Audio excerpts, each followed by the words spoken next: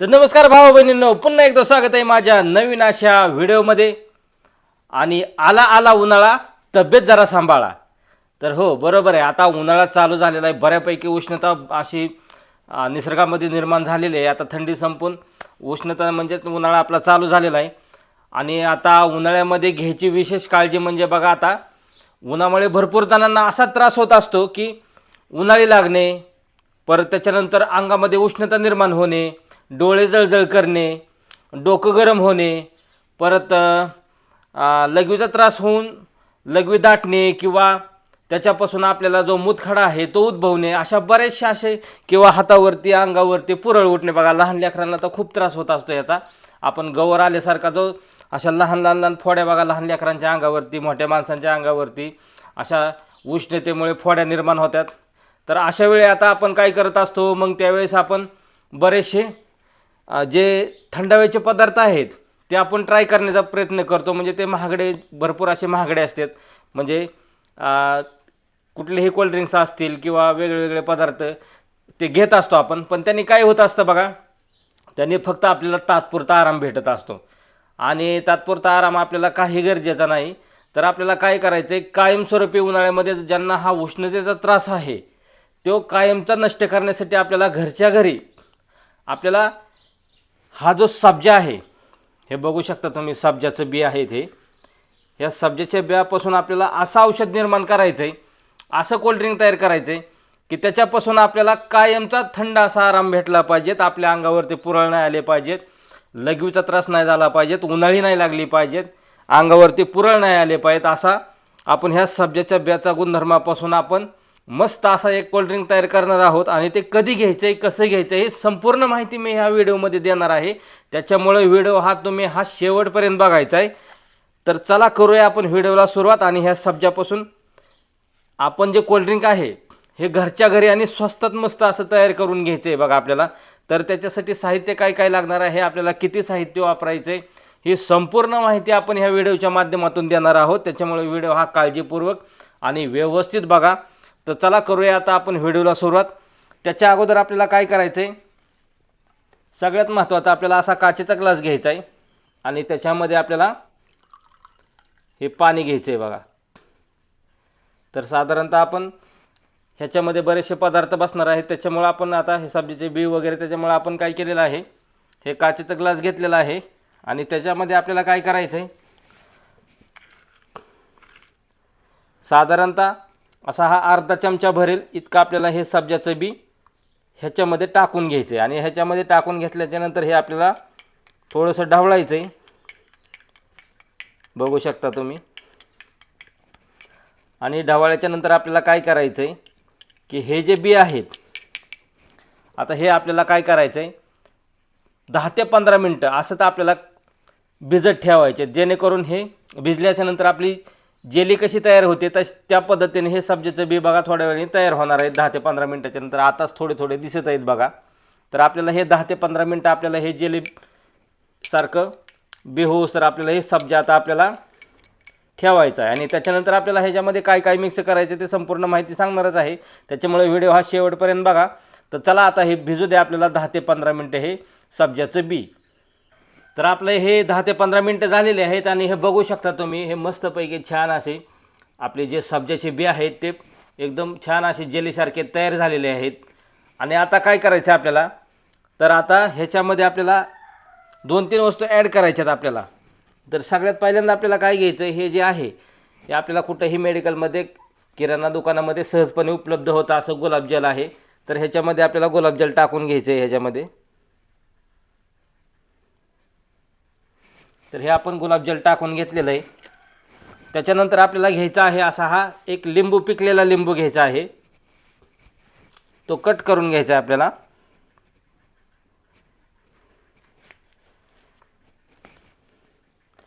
तर आपल्याला चवीनुसार लिंबू घ्यायचा आहे आणि तो लिंबू आपल्याला म्हणजेच जास्त आंबटही नको, आणि जास्त आंबट जरी घेतला तरी काय हरकत नाही, कारण ह्याच्यामध्ये सायट्रिक ॲसिड असतं. हे आपल्याला शरीरासाठी उत्तम असतं बघा, पित्तासाठी वगैरे ह्याच्यासाठी. तर ह्याच्यामध्ये लिंबू पिळून घ्यायचा आहे. आणि त्याच्यानंतर आपल्याला काय करायचं आहे, ह्याला चव येण्यासाठी आपल्याला खडीसाखर जी आहे ते खडीसाखर आपल्याला ह्याच्यामध्ये मिक्स करायची.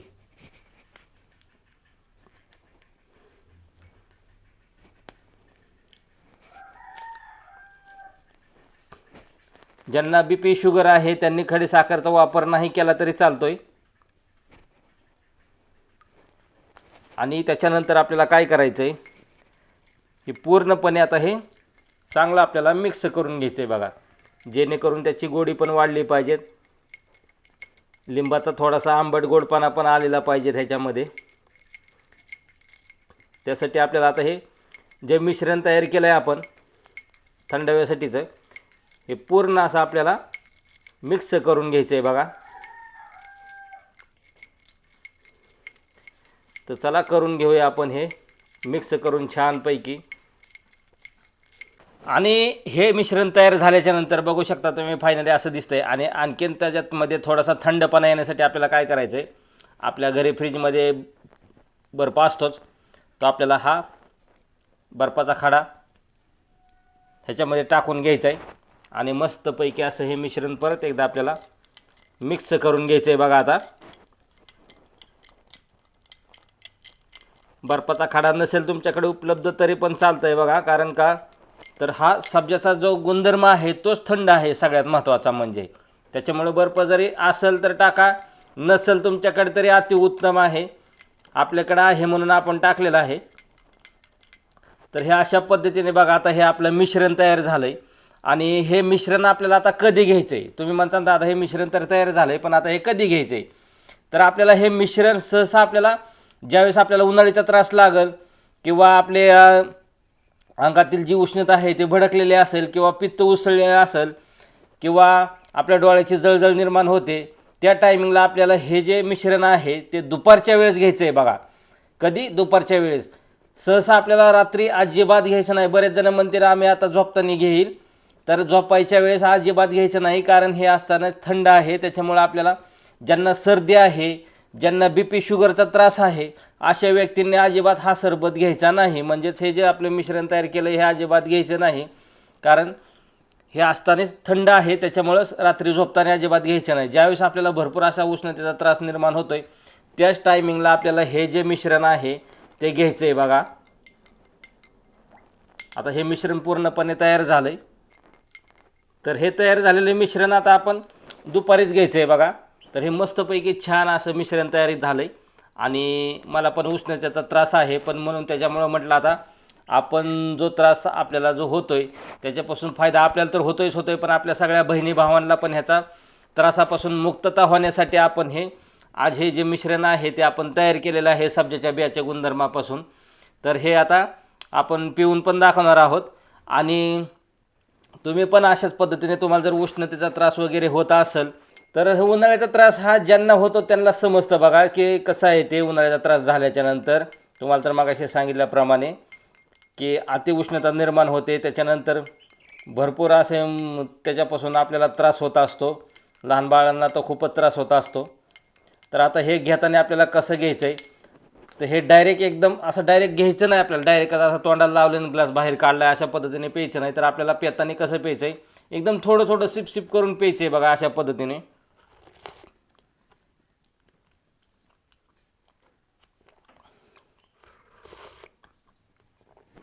मी ज्या पद्धतीने पितोय ह्याच पद्धतीने आपल्याला हे मिश्रण जे आहे ते प्यायचं आहे बघा. तर मित्रांनो, मी जे हे मिश्रण तयार केलं आहे हे तुम्हाला कसं वाटलं, आवडले असल्यास नक्की लाईक आणि कमेंट करा. आणि हा जो आपला व्हिडिओ आहे तो सर्वांना शेअर करा, जेणेकरून उन्हाळ्यामध्ये त्यांना जो त्रास होत असतो त्यांचा त्रास हा बंद होणार आहे. त्याच्यामुळे सर्वांना शेअर करा. आणि आपल्या व्हिडिओवरती जे नवीन असतील त्यांनी आपल्या चॅनलला सबस्क्राईब करायला विसरू नका. तर चला भेटूया तोपर्यंत. धन्यवाद. नवीन अशाच व्हिडिओमध्ये.